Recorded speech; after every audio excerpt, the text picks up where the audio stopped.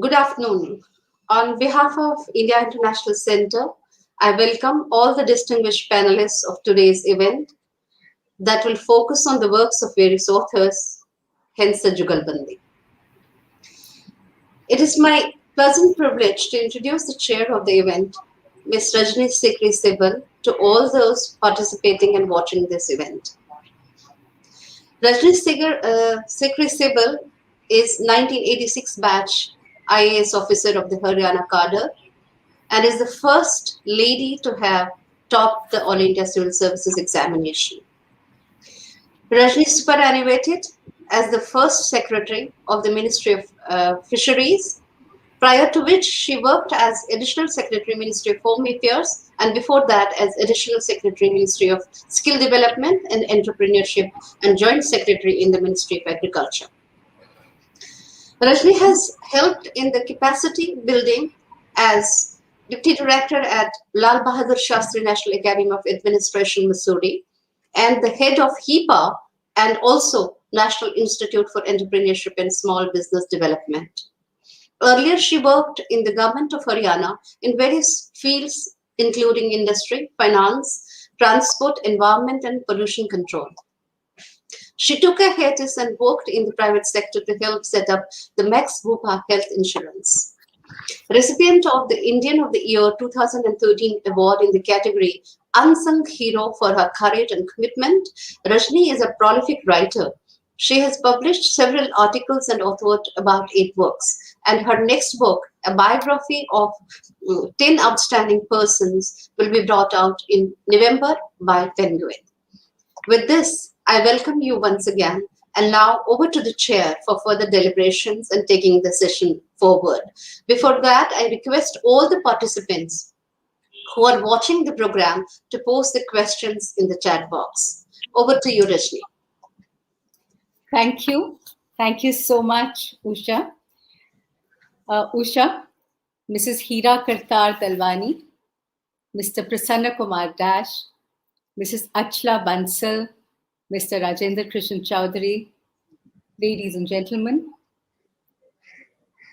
With virtual events becoming a norm, may I extend a warm welcome to the unseen audience out there, across the ether and all the lovers of the written word. It's a pleasure to have so many of you and to introduce you to 4 authors and their heartwarming books in the order of the manner in which we shall conduct the session. May I please welcome Mrs. Achla Bansal and her book, Vanilla Ice Cream and Chocolate Sauce. Mrs. Prasanna Kumar Dash, Mr. Prasanna Kumar Dash, and his book, The Invisible Poet and Other Stories. It's a collection of short stories and micro stories as well. Mrs. Hira Kartar Dalwani and her book, Suffer Little Children, a play based on trials and tribulations of children in domestic service.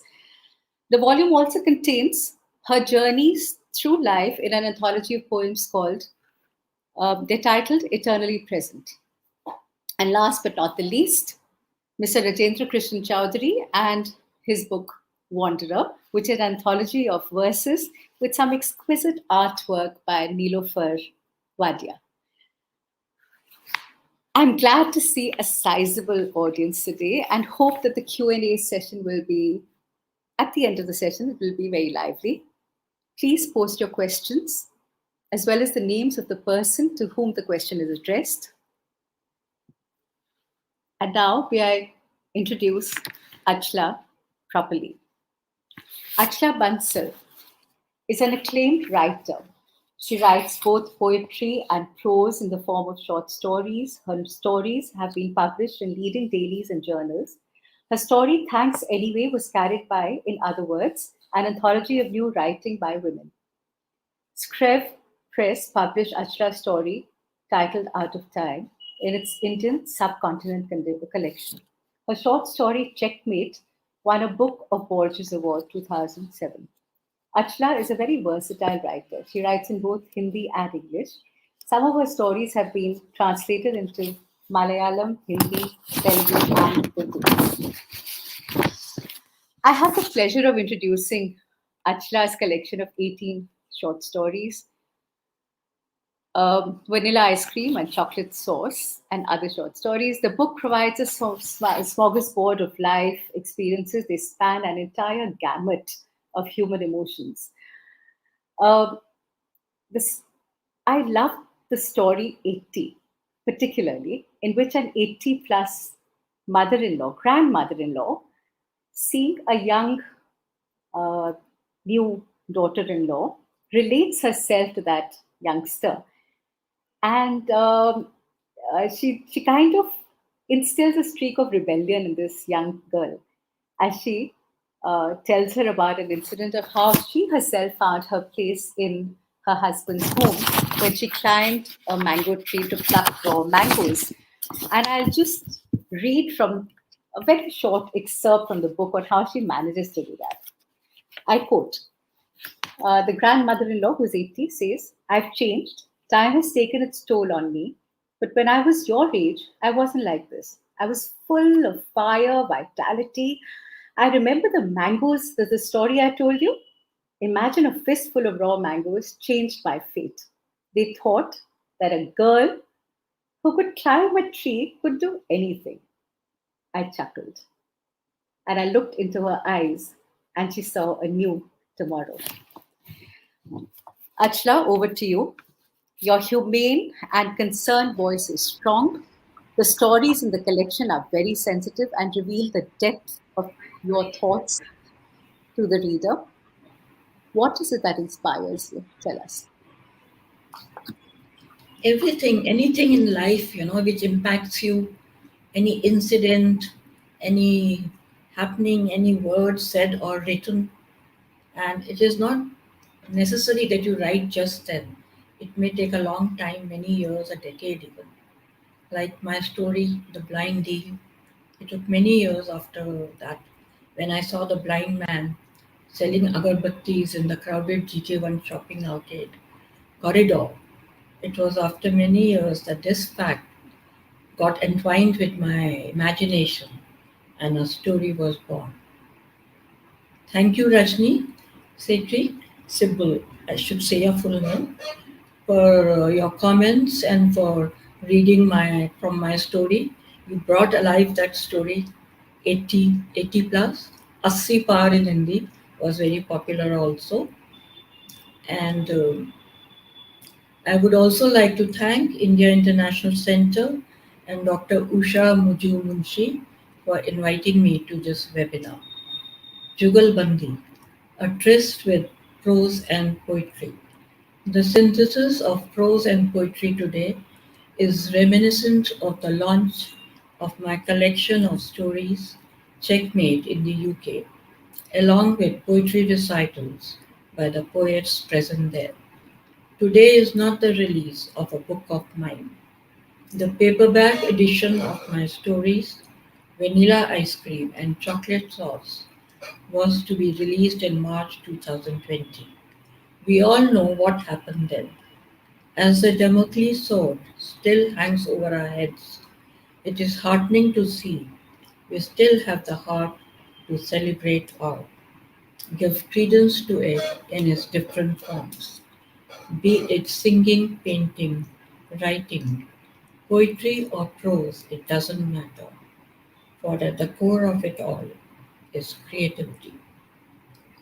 There is a strong underlying connect between the two, prose and poetry, life, the different aspects of life as seen and conceptualized by a storyteller and a poet in his words, words depicting life as he sees it.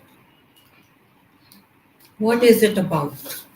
The one question I think anyone who dares to write and call himself a writer has been asked again and again. A valid question, no doubt, but initially I had no one line answer to this query. How does one describe a book containing stories of varied hues in a nutshell? After mulling it, I came up with a plausible answer. Why, it's about people, about us, our lives. the destinies we create for ourselves by our choices, our reactions to the so called situations in life, the ups and downs, as they're called. Life is a mystery.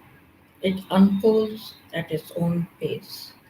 A story also happens of its own accord, but it is not imagination alone at play. A grain of truth, no matter how minuscule or detached it might be, lies buried somewhere in the depth of the narrative. Once the seed is sown, no matter how hard a writer tries to push it away, it tails him till he puts a head to it. The story knows too well that sooner or later he will return to it. That his denouement is certain. In fish curry, one-eyed Rupmati is obsessed with her three beautiful daughters. When she comes to know the boy chosen by her recalcitrant brother for her daughter's hand is the Hira she loathed, she is devastated. And then he disappeared. Rupmati smiled triumphantly at her easy victory and lit a beedi. She inhaled deeply, clapping her eyes shut.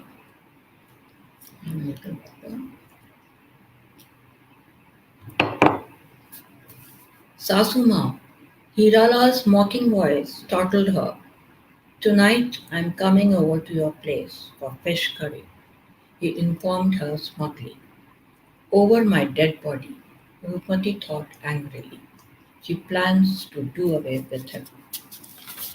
Life is what happens to you when you are busy planning for it. Time is the rogue that makes a mockery of the best laid designs. These two aspects of life, uncertainty and time, form the crux of many of my works. In the story The Clock Setter, Sheena, the young protagonist, has no time to lose. When she often comes across the two older women, Mrs. Shenoy and Mrs. Kelker, who keep darting to each other's house, she cannot help envying their friendship. It had more to it than senseless prattle. And then, on her very first visit to Mrs. Shenoy's house, she asks, "But how do you pass time?" Mrs. Shenoy cast a bemused look at her inquisitor. Yes. What did she know about this business of passing time, this chit of a girl? The sun rises bright and sunny as ever, no matter how grisly the night that preceded it. Sheena shrank from the retired complacence of the couple and Adit's yearning look at the Duke. He would never retire, she vowed. Mrs. Shenoy sat contemplating the fleeing woman. What was she so strung up about? She mused. Life would take its toll, its chosen path. Before she knew it, it would be back up time. Then time would not pass of its own accord, but stand by and jeer. Pass me if you can. In the story Caravan depicts a child's quest for the truth about his father. The fact that sometimes even adults resort to lies or evasive answers when life gets tangled leaves him confused and mortified.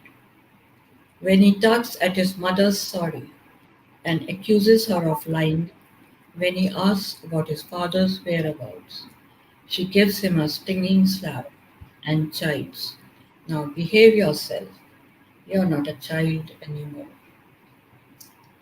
His two elder sisters stay awake till late in the night, talking and giggling. What secrets were they sharing? When he asks them, they brush him away with a, "Oh, you are a child." Strange were the ways of these adults. Why couldn't they decide for once whether I am a child or not?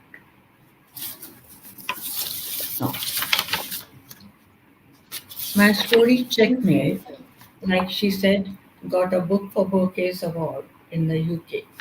In this story, chance plays a pivotal role in the making of Maggie D'Souza.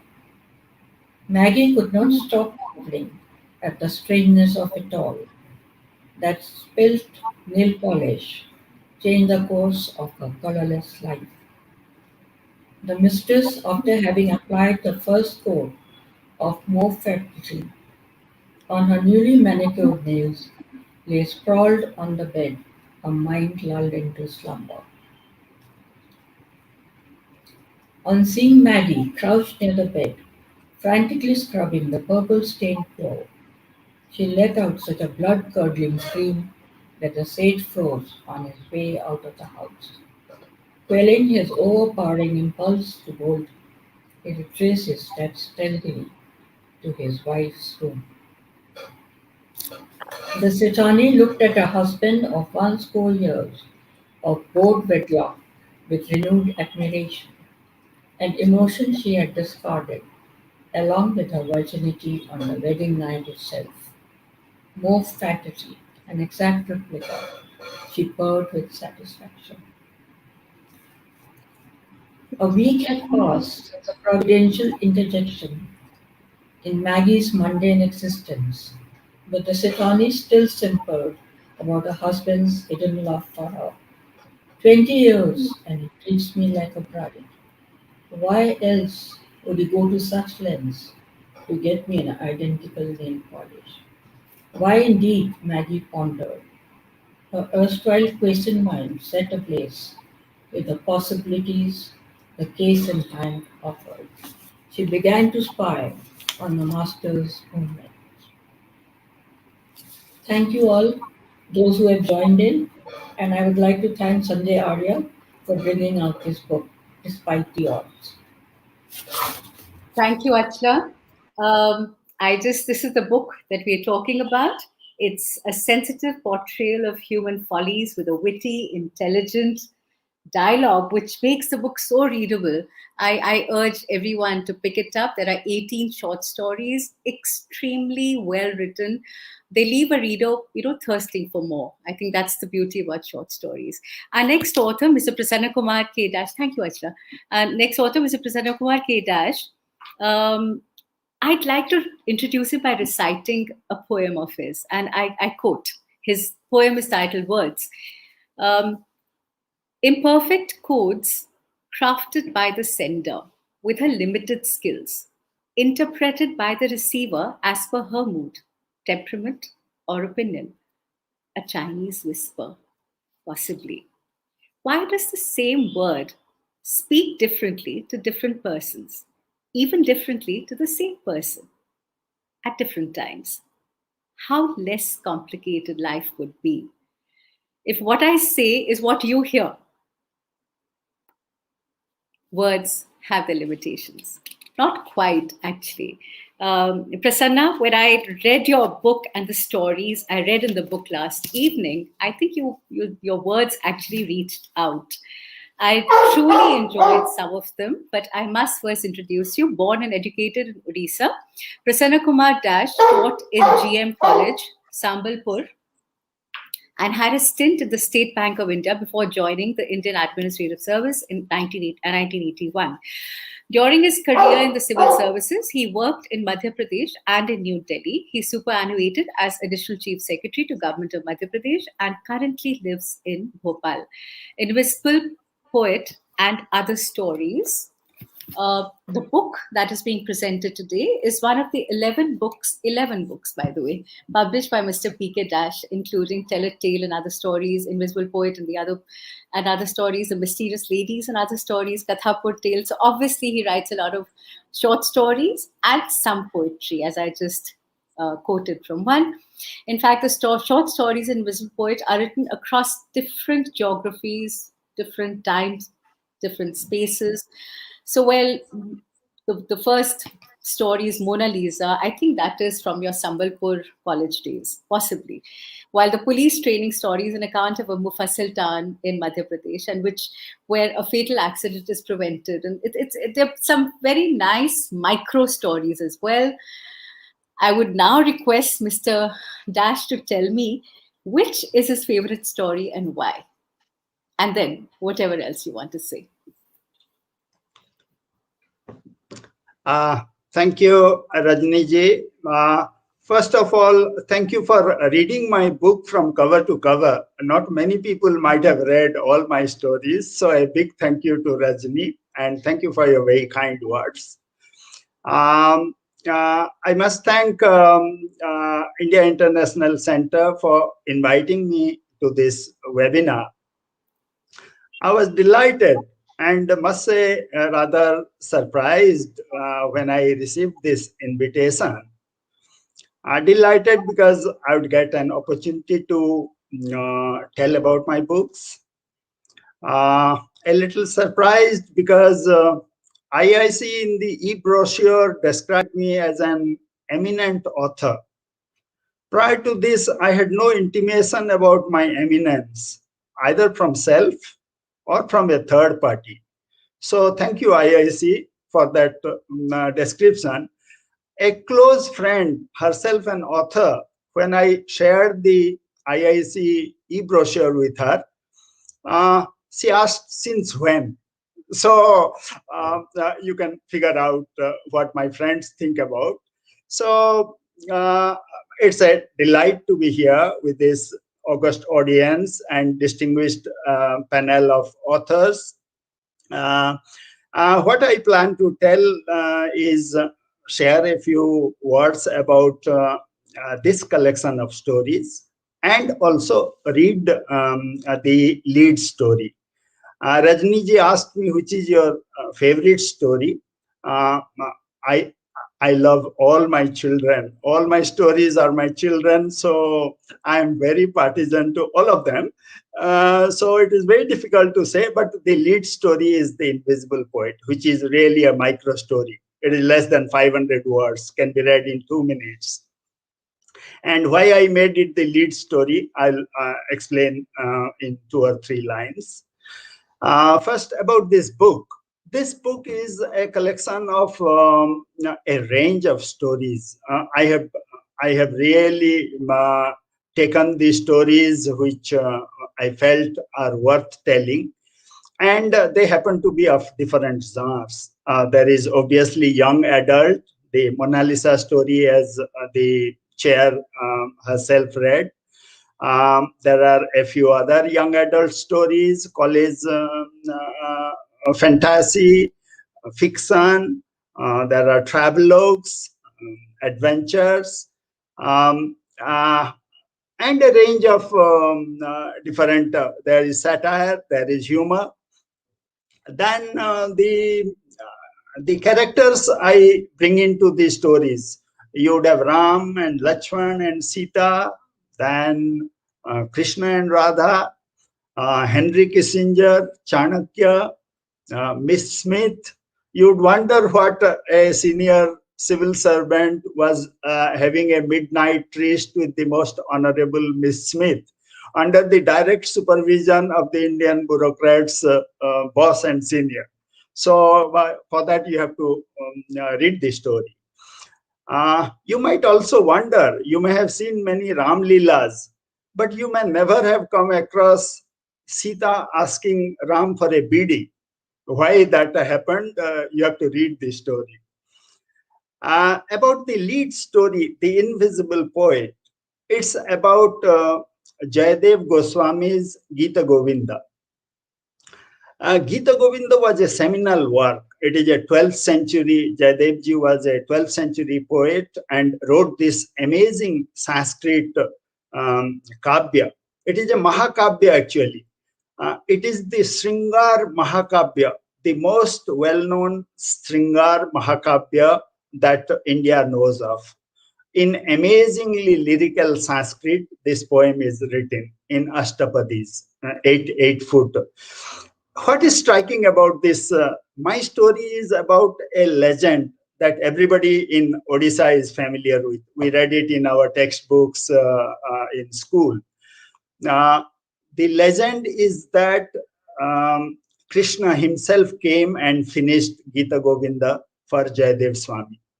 I have given it a little twist, and I will now proceed to read the story for you. Invisible Poet. The poet was fully immersed in Krishna Bhakti. He had drunk deep from the ancient masters, studying the Bhagavata Puran, Harivansa, Mahabharata, and all the scriptures that sang the glory of Krishna, the dark blue god. But his thirst was still not quenched. He wished to create a poem, a prayer that would drive the reader or listener to such ecstasy and devotion as the poet had himself experienced.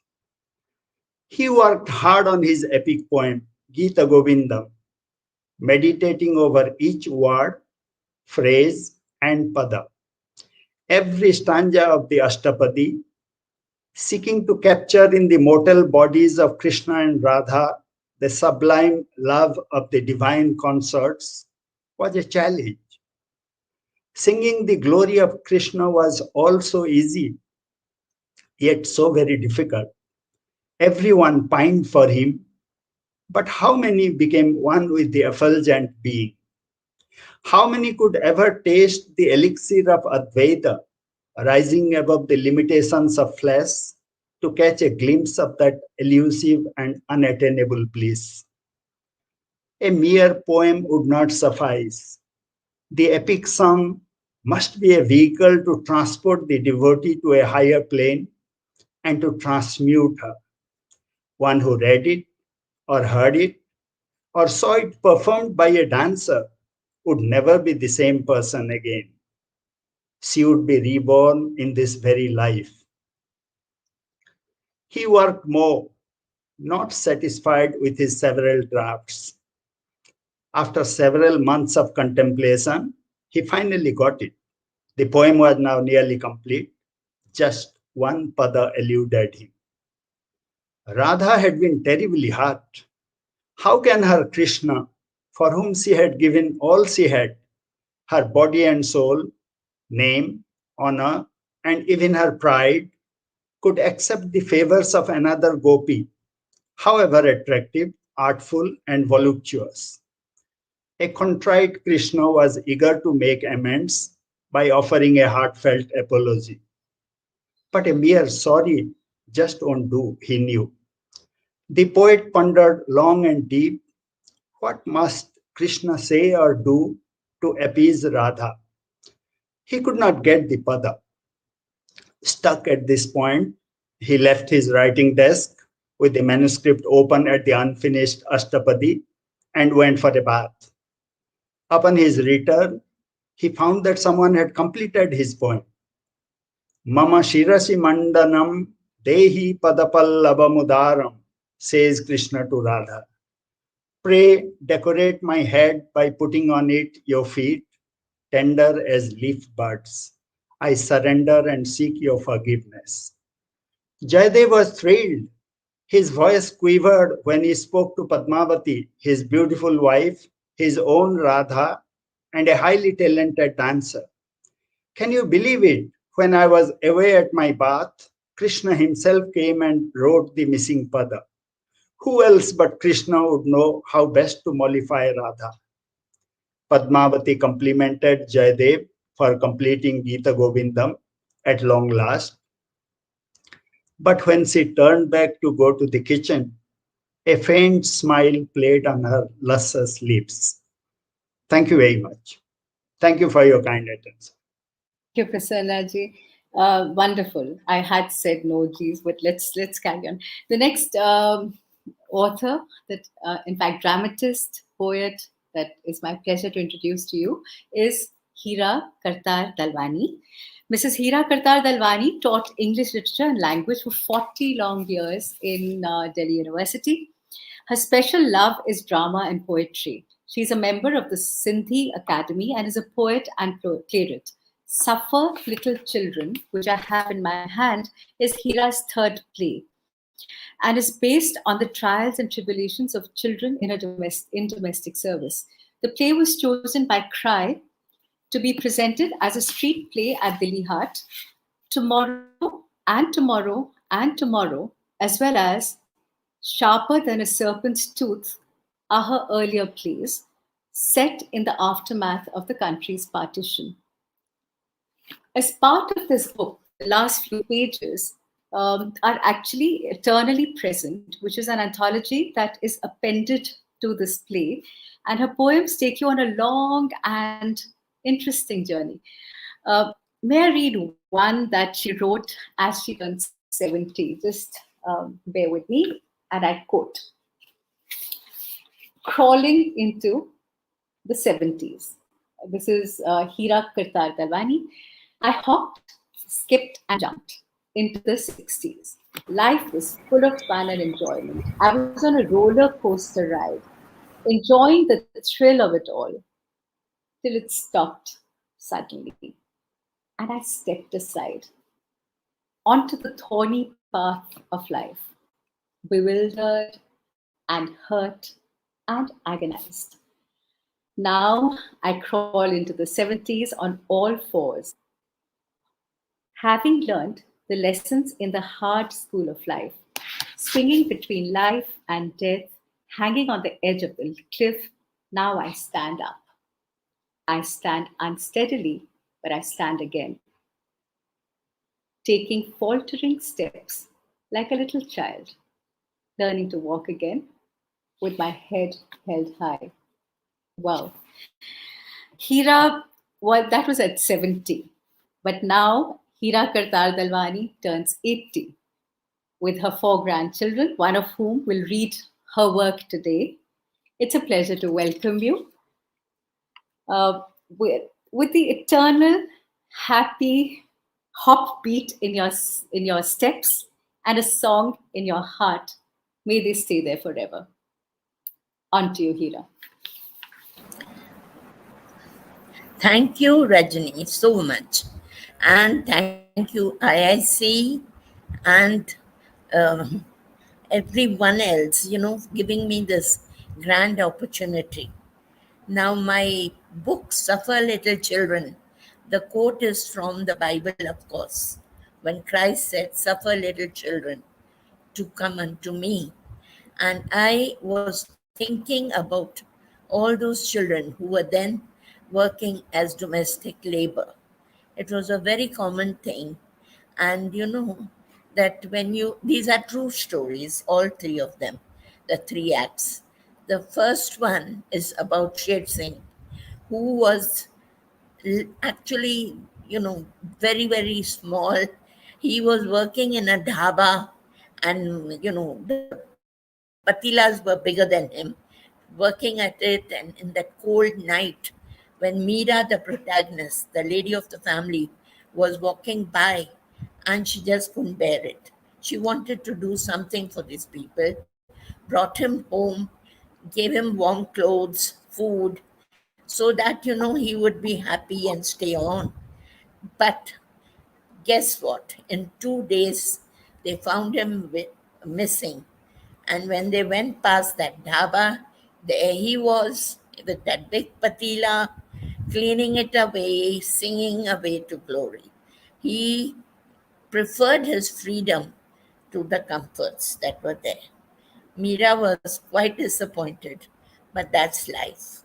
Second was Ramu, a naughty boy who came from Nepal, who always wanted kulfi and ice creams, but very, very intelligent and smart. The way he picked up cooking, he would announce to everyone, I make biryani. And the way he took the car without their telling, bashed it up, of course, but the way he picked up driving. And today he is in one of the most prestigious companies as their senior driver. Ramu has done well for himself. The third story was in the newspaper about Nimmu. The employees had tied her to the leg of a bed left some water in a bowl and maybe a little food. They were from the police and they had gone for a short holiday. Her cries and yellings brought the people up, and everybody was aghast. And Mira decided, now this is it. Along with her two children and the family, they opened an NGO where they would help these people like Nimmo. So these are the three true short stories. Each can be acted out on its own and was even sponsored by Cry, and we had a street play in Delhi Heart. My second part of the book is Eternally Present from T.S. Eliot's Four Quartets. Now, these poems are a later addition. Whenever I used to sit at the Aurobindo ashram and write, suddenly I found that I wanted to write poetry. So all these came, and I think first time I anybody has written, I don't know, but autobiography in poetic form. 7 decades in 7 volumes, 7 poems, and each one tells a story of its own.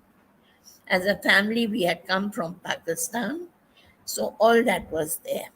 After 47, then what happened here in India and all. Plus, there are other poems.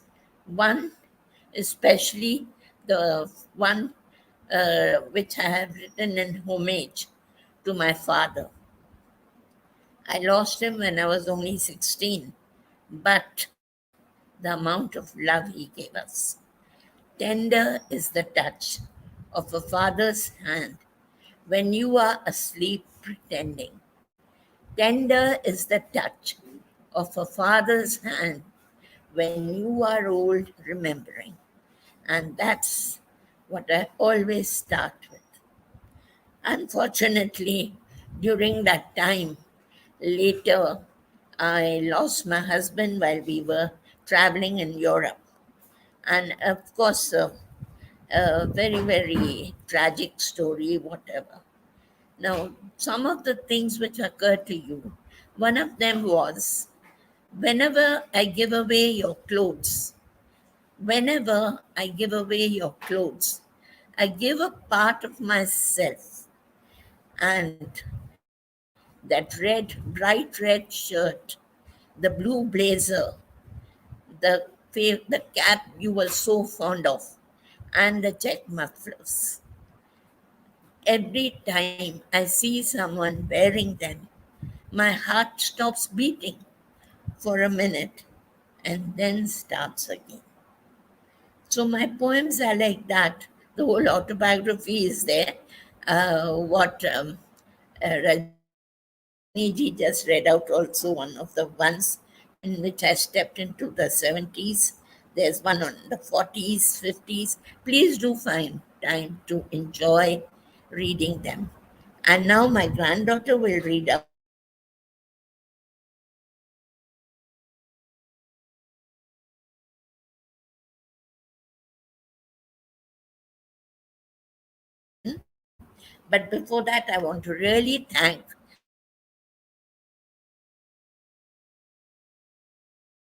and now hand you over to Soumya, my granddaughter, who is a journalist with GQ, and she will read out 2 poems. Hi, I'm very pleased to be here and be reading a couple of poems on my grandmother's behalf. Um, I'll get right to it. This one is called I Will Not Garland the Photo on the Wall. I will not garland the photo on the wall, for garlands are meant for those dead and gone. You are alive and pulsating within me, in the heartbeats and tears that fall. I am still angry with you for not heeding my calls. I still yearn for the dimple in the chin smile and the twinkle in your eyes when you pretended to hide, but were there right behind. No, I will not garland the photo on the wall. He is a stranger. You are always here, within my heart. The final poem for today is a poem called Crawling into the 70s. crawling into the 70s. I hopped, skipped, and jumped into the 60s. Life was full of fun and enjoyment. I was on a roller coaster ride, enjoying the thrill of it all.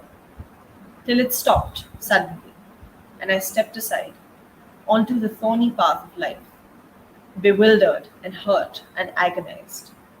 Now I crawl into the 70s on all fours, having learnt the lessons in the hard school of life, swinging between life and death, hanging on the edge of the cliff. Now I stand up unsteadily again, taking faltering steps like a little child, learning to walk again, head held high. Hello. Thank you I so hope much. you have Thank you, enjoyed. Hira. Yes. Yes, thank you. Yes. Thank you so much. And I'm surprised. Thank you, you all of you. I said thank you, all of you. And I must tell you, if you get time, I hope I'll soon publish the 2 plays on partition. I've had dramatized readings which got a very good response. Sharper Than a Wonderful. Serpent's Tooth and Tomorrow and Tomorrow and Tomorrow. Thank you again. Thank you so much, Hira. And this is the book that is being talked about today. So all of you who'd like to read it, that's the name. It's called Suffer Little Children, a play about domestic child labor, and Eternally Present, an anthology of poems. Right. So our last author, well, in this particular book, he is a poet. It gives me pleasure to introduce you to Shri Rajender Krishan Chaudhary.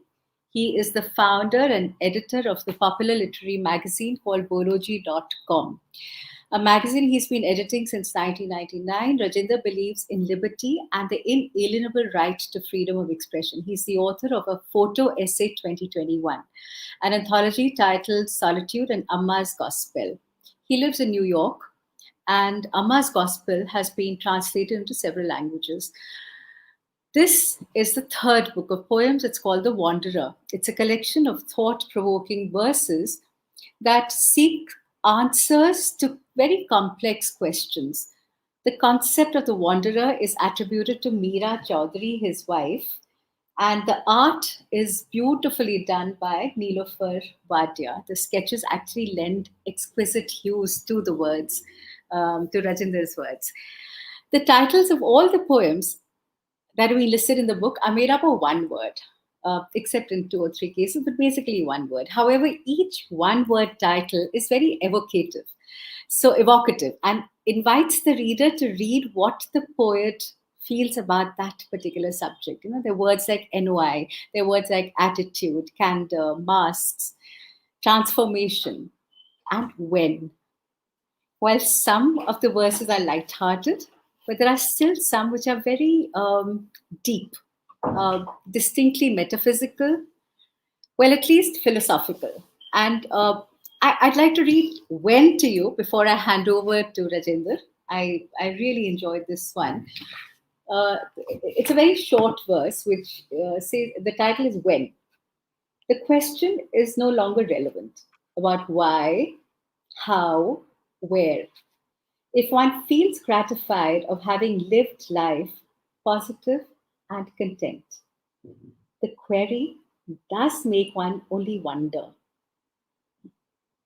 but also patiently await the ultimate moment when disillusion embarks to embrace the majestic darkness of life. When. Very well written. Thank you so much. Rajender, can you please tell us whether The Wanderer is a quest or is it a response to the quest that you entered on? Over to you. Thank you very much. My gratitude to IIC for inviting me. And I'm lucky to be in the August Assembly of Eminent Speakers. Most of all, I would like to also thank Mr. Premji, who did the foreword for my 3 poetry books, my wife, who has been with me for the last 46 years of married life, plus added years of dating before that, and Nilofer Wadia, who did the art for both Amma's Gospel and Wanderer.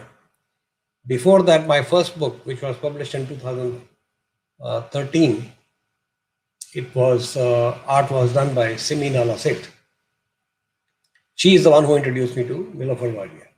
Now, coming to the question asked by Rajni, quest basically is a short form of question, and quest is always there. With every quest, there is also an answer. The answers are not to be found outside because the answers are within the question itself.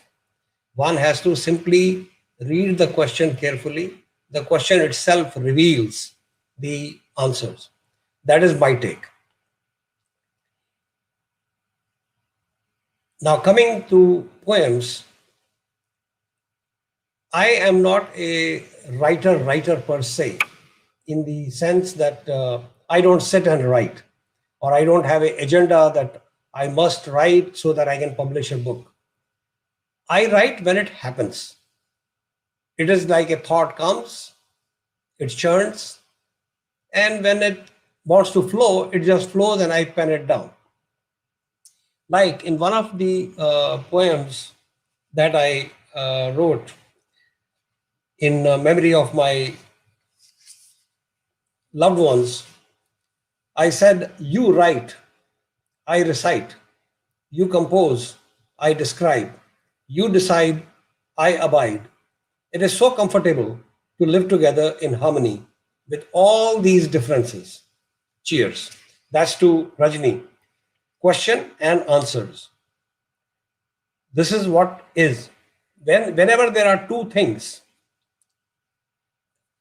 only then the question comes and the answer comes. In oneness, there is no question, there is no expression. That is why oneness cannot be explained or expressed. And people who do try to do that, they invariably fail. There is always a need for the second, and that is why duality comes into picture. Now, coming to the poems, I'll read a few of my poems, which will give an insight of my observations or how life has taught me or posed questions to me and given the answers to me. My first poem is titled as Opinion. Everything is essentially a mere projection of one's perception. The opposing experiences of pain, pleasure, profits, losses are but ephemeral, a transient reality. Yet it is due to our clinging bondage with either the cause or the effect that makes our mental makeup as our enemy or a friend. One wonders if there is a power on earth stronger than one's own mind that can give blissful joy, or is there another devil that can give pain worse than what gets inflicted from the enemy within? Wow. We'll go to the next. The title is Creativity. This will explain the thing that I was talking about, oneness and duality. The title is Creativity. One recognizes in all humility the difficulty of true expression when acknowledging everything to be for a reason in the cosmic diversity as impeccably perfect, beautiful, exotic, delicate, erotic, effulgent in its own brilliance, that only becomes restless upon contact with something unusual, rather attractively wonderful. Such a link causes various manifestations, depicting all kinds of moods, grasping which begins the genesis of fresh desire of novel ingenuity. The invigorated poet dives deep in the ocean of fantasy to reach its very depths, to witness the unfolding of the marvel. from one form to another, changing from grosser to subtler to sublime layers, briefly comes face to face with what is the formless, limitless, and endless. Having experienced such a transcendence, the poet, aiming to articulate the infinite, ends up embracing duality to give birth to poetry. Next is the title poem, Wanderer. Times are uncertain, life unpredictable, yet desires abound, seeking fulfillment. Allow me to exert for one more day in my attempt to empty the trunk of cravings. The new journey must begin unsullied, without any baggage, to explore the unknown. Verily, all will belong to the same cosmos. Yet, let me not wonder as to who will meet, walk, and wander with me on the new voyage. Instead, I pray, keep me blessed to be true to myself. Next in line, I would like to read a poem, Words. This is from my book, Solitude. The title is Words, and the poem reads, Kabira said, beg not. Christ said, cheat not. Amma said, hate not. Abba said, worry not. Simply tread the properly chosen path. Sensing failure, fear not. But every time I try to understand or express the core thought, a caravan of words just comes along, populating the page. It perhaps has something to do with the unfulfilled appetite of the contemporary creed, manifesting forever as tempting greed. Else, living the ideals would have been so simple, and maybe instead of so much gabbling, I would have said, conform, talk not. Now, I will come to my book, Amma's Gospel, which has been translated into Hindi, Marathi, Tamil, Malayalam, Telugu, and also Maltese. In this, I will read one poem. The title is Greetings. Amma always said, every time, whoever you meet, remember to always greet with a smiling face and folded hands. I would argue all I need to do is say hi. So doing all these gestures, why? She would lovingly explain, beware, rather be aware. Every time you say namaste, working as an aid memoir, it awakens you from stupor to experience and realize that in every organism alive, the witness reclines in the temple divine.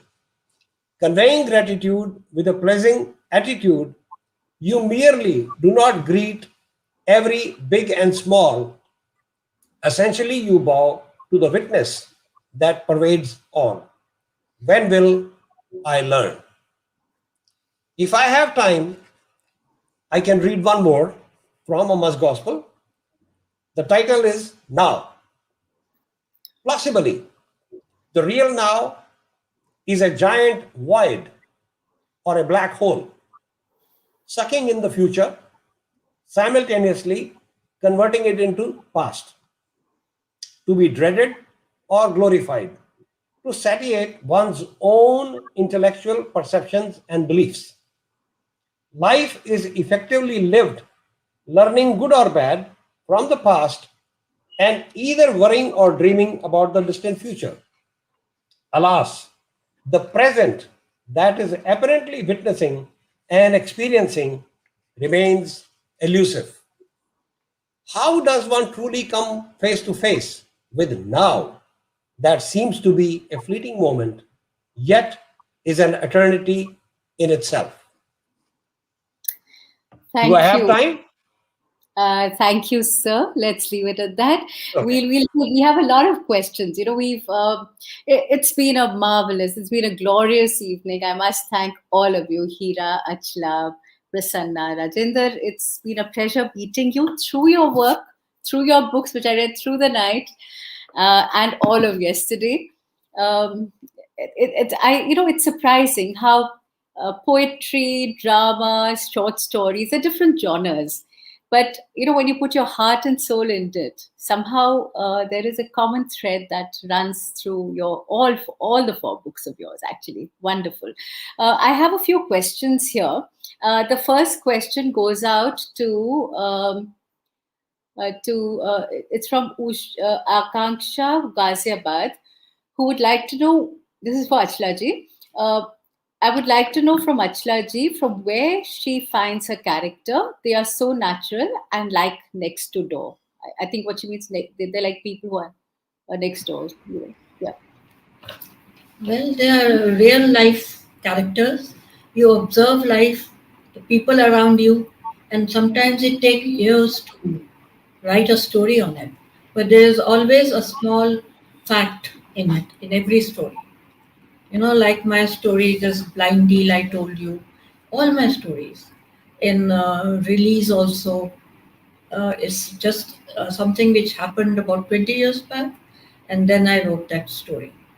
And there were these words hung on the wall in a doctor's clinic. Pain is a more terrible lord of mankind than death himself. These words left a deep imprint on my mind. And later I wrote my anguish poured out in a short story called Waiting Room. So there is always a strain of truth in every story, even in a ghost story. True, absolutely true. Yeah. Mridula girl from GK2, she wants to know, this is for you, Hira. The question is, Mrs. Dalwani, as an 80-year-old myself, I am with you totally. A more productive future. Do you feel things are at a fag end? That's a question to you. Do you feel things are at a fag end towards? Can you hear me? Hira, can you hear me? Or otherwise, I'll give the next question and come back to you later. Can you repeat the question? I couldn't get it. Okay, so it is Mrs. Hello? Dalwani, as an 80-year-old myself, I'm with you totally. A more productive future. She's actually trying to wish that both of you have a productive future. The question is, do you feel things are at a fag end? It's actually beyond your writings. It's just a question to Yeah. you personally. You want to take that? No, fag end. Yes. I don't think it's the fag end. You see, I know we are in the 80s, but as in now, when you get the inspiration, I can get up in the middle of the night. I have snatches of a poem or thought of something, and I sit up and write. So there's no question of fag end. You No, write there as isn't. long as you can. We'll meet again No? 10 years from now, Hira. Yes, we'll meet again. Wow. So here's another one. This is for Rajender Krishan. Do you think other writers write under an agenda? I beg to differ. Anyone who is a real writer writes only when creativity is upon her or him, if you like. This I think refers to something that you said, that I write because creativity comes to me. So the question is, do you think other writers write under an agenda? This is again Mridula. Not really. That was not the intention of my saying. I don't look down or look up to any writer. However, there are writers who have a profession whose job is to write, which includes journalists, which includes all kind of writers. And when they are writing, when the word agenda is used, is that they are fulfilling the need of what their vocation is. For me, writing is not a vocation. It's not my profession. It's not a part of my curricula. My vocation is totally different. At the same time, I think my word agenda was misunderstood. That's just about it. Yeah, I'm sure it was. Yeah. There are lots of questions, but the only thing is that we actually, I don't want to shoot more than 10 minutes, huh? So just I'll take two more. There is this one question to PK Dash. It says, how does a bureaucrat reconcile with being an author and a poet at that? The red tapeism and verses are actually antagonistic, are they not? That's the question. Yeah, you are yourself a civil servant, Rajni ji. So I'm sure you would have come across a lot of verse in the prosaic files of the offices also. About being a bureaucrat and a writer, it gives you really an amazing view of people, matters at very apex levels, and observing how things pan out, how people act, under what motivations. It gives you a lot of fodder for thought and for your stories. The second thing about a bureaucrat and writing is that, as we know, mm, people are very impatient, especially at the top. They don't like to read. They just want um, uh, tell us what to do. So everybody says that a senior civil servant or a senior executive's limit of attention is a paragraph, not more. If you write anything beyond one page long of note sheet, nobody is going to read it. They would immediately jump to the end. What do you have to say? Approve A, B, or C. So that's the kind of thing. And possibly that might be a reason why I write micro stories, especially for the young people, those who are Insta poets or Twitter poets. People are unwilling to read anything longer than a, a bold page. So maybe, but I enjoy it. I have written very long stories.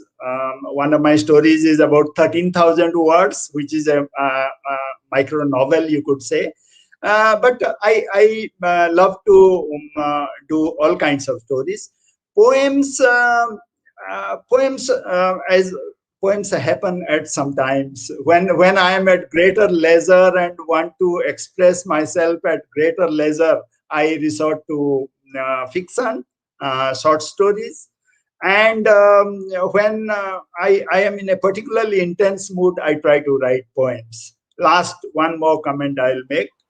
The stories are, I feel, why do we tell stories? Achla ji also made some nice comments, and Rajender ji.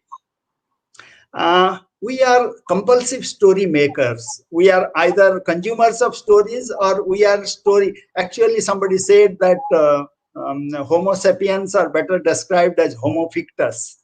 We create fiction. We create fiction, myth, legends, and we cannot live without it. So I think stories are floating around all around us. As Achlaji said, the characters are everywhere there, and something that we saw or experienced long years back could help us write a story or tell a story. The Mona Lisa you had mentioned, the Mona Lisa that I have written the story about is not about Leonardo da Vinci's Mona Lisa. It's about the Mona Lisa of Sambalpur, whom we saw in the college. So that's the kind of things that happen. But thank you very much for asking the question. I enjoy writing stories and sharing it with others. Great. As you said, I'm just going to take a minute before I take the next question, just to add to that every person has a story within him. We just need to actually bring it out. And there is indeed poetry in the air. It's just what you said, that poetry happens. You don't write it. It just is in the air. You grab the words. And about words, I think something I wrote long ago, may I just read 2 lines of that?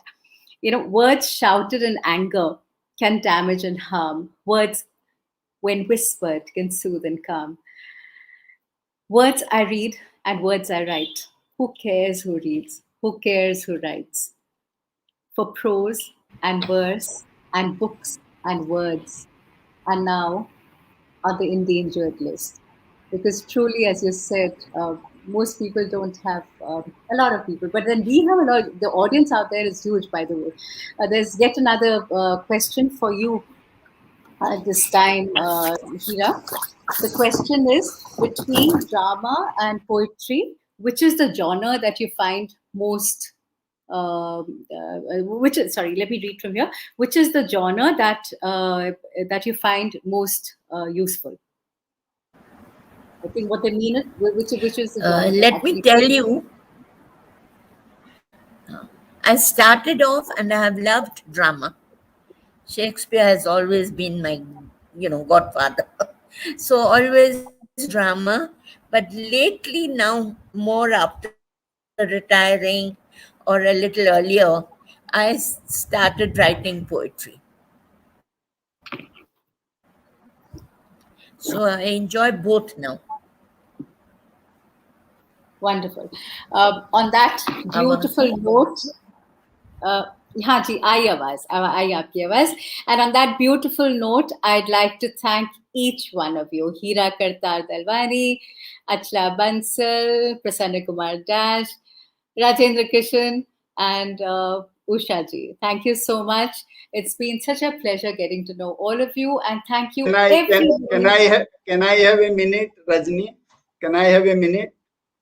Yes, please, please. Yes.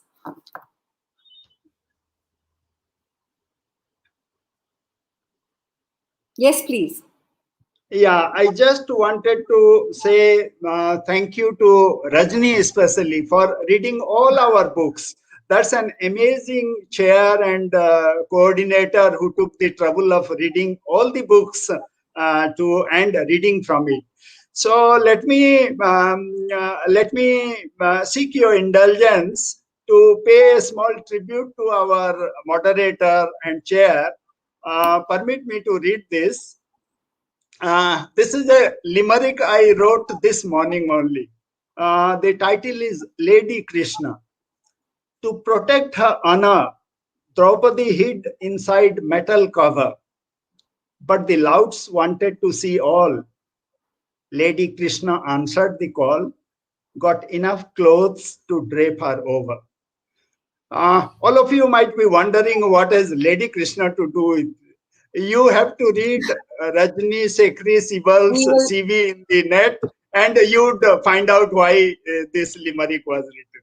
So thank you very much, Rajni, for your outstanding work, for your own creative work, and for coordinating this beautiful session.